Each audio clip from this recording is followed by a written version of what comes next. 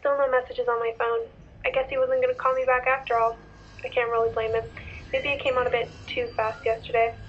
I noticed him long before he noticed me, his shiny black hair and unnatural blue eyes. I wasn't the only one watching him, that was for sure. His movements were elegant in a boyish way, and his smile, oh, his smile. I would die for that smile.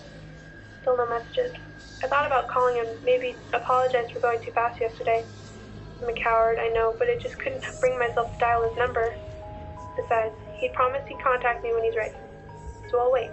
I'm patient. I know. I'll just casually stroll past his house, just to see if he's home. Maybe he's out. That would explain why he couldn't call me yet. He only lives half an hour away anyway. Maybe he's shy and is scared to call me. Silly boy. I'll go to him and tell him that he doesn't have to be scared. That I don't mind if he needs time. He lives pretty secluded in a farm on the outskirts of town.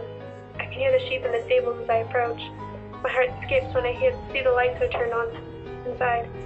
Maybe he must be there. He told me yesterday his parents would be gone for the weekend. They left him to look after the sheep for those days. Poor baby. That must be hard work.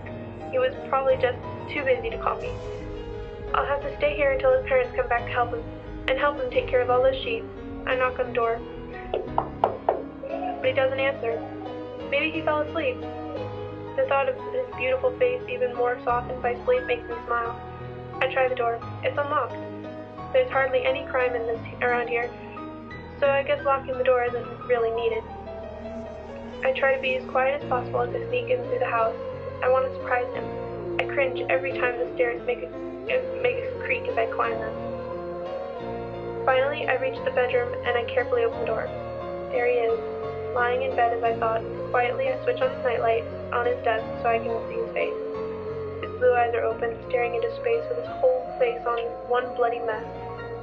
His cheeks have been carved, the skin mostly removed and hanging loose on the sides of his face. He's missing his fingernails and they're laid on the bed carefully arranged. On his bare chest, words were carved. I look at him, my hands covering my mouth. He's still the same as I left him yesterday. He must have been so tired that he slept all day. How cute! I softly kiss his forehead, making sure I don't wake him. Then I write another message below the one on his chest, letting him know that I'm here when he needs me. I'll leave the room, heading back outside. I think it's time for the sheep to go to sleep. And tomorrow I'll introduce myself to his parents. I'm sure they'll love me too.